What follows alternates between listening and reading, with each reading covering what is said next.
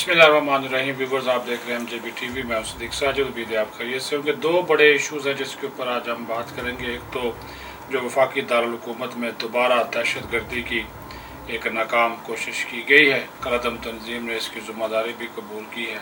वो तो शुक्र है अल्लाह ताला का कि इस्लामाबाद पुलिस ने इस साजिश को और एक तबाही के मंसूबे को नाकाम बनाया।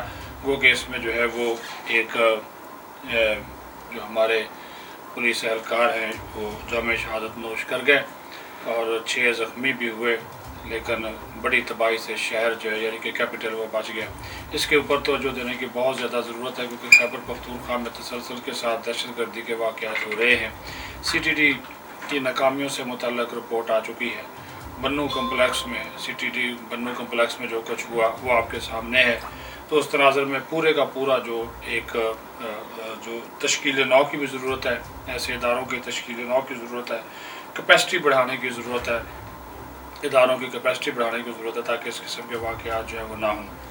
दूसरा जो इशू है वो ज़ाहिर है सियासी इशू है। पंजाब में जो कुछ हो रहा है, बेशक अब मामला अदालत में चला गया, अदालत इसके ऊपर क्या फ़ैसला करती है वो कानून आइन और ज़ाब्ते के मुताबिक ही अदालत का इसके ऊपर फ़ैसला होगा, क्योंकि जो 5 रुकनी बेंच पहले बनाया गया था वो तहलील हुआ, फिर दोबारा समाअत हुई। तो ये चीज़ें चल रही है और इसमें भी अब कौन सच्चा है कौन झूठा है, लेकिन इस वक्त मुल्क में क्राइसिस है क्योंकि पंजाब बड़ा सूबा है, 65% आबादी है और 12 से 13 करोड़ लोग वहाँ पर रहते हैं, तो एक तरह का मुल्क ही है। तो वहाँ पर इस वक्त एक आइनी और सियासी बहरान मौजूद है क्योंकि परवेज़ लाई जिनको डीनोटिफाई किया जा चुका है वो ख़ुद को अभी वज़ीर आला समझ रहे हैं, प्रोटोकॉल इस्तेमाल कर रहे हैं। कैबिनेट के मेंबर्स ने गाड़ियाँ वापस नहीं की चीफ सेक्रेटरी के बावजूद। वो कबीना के जो वज़ीर हैं सूबाई कबीना के वो भी अब गाड़ियाँ इस्तेमाल कर रहे हैं, वसाइल इस्तेमाल कर रहे हैं।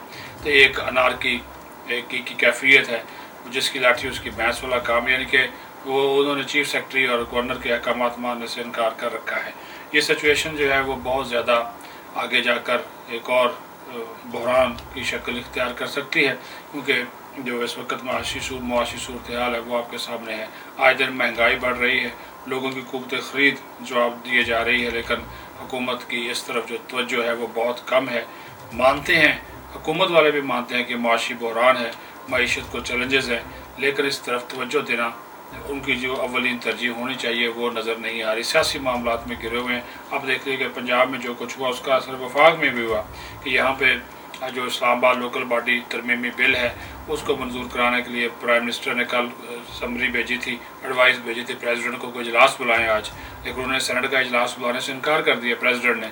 तो फिर उसके बाद एक नया क्राइसिस हुआ जब तो उसको ख़त्म करने के लिए फिर जो हुकूमती अरकान थे उन्होंने रिक्विजिशन जमा कराई।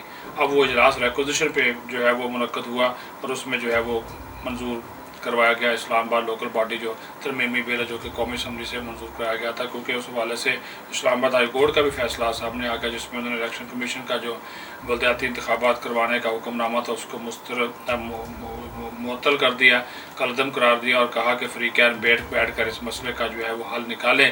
और हुकूमत जो है क्योंकि यूनियन काउंसिल की तादाद 102 से बढ़ाकर 125 करने जा रही है, तो इस वजह से वहाँ पे जो 105 से बढ़ाकर 125 करने जा रही है, तो इस वजह से जो तरमीम वो उस कौमी असम्बली से पास हुई थी, अब सेनेट से उसको पास करना ज़रूरी था। तो इसी वजह से आज ही फिर रिक्विजिशन जमा कराई गई, आज ही जो है वो इजलास बुलाया गया और उसकी मंजूरी हासिल जो है वो की गई। तो ये तमाम इशू जितनी भी मैंने आपसे गुफ्तगू की है, मकसद ये है कि मुल्क में इस वक्त जो है अमन अमान के हवाले से भी क्राइसिस है, मुआशियत के हवाले से भी बहरान है, साथ ही साथ जो सियासी बहरान है, आइनी और कानूनी बहरान है वो भी मौजूद है। इस तरफ तवज्जो देने की अशद ज़रूरत है। अपना ख्याल रखें। बहुत शुक्रिया।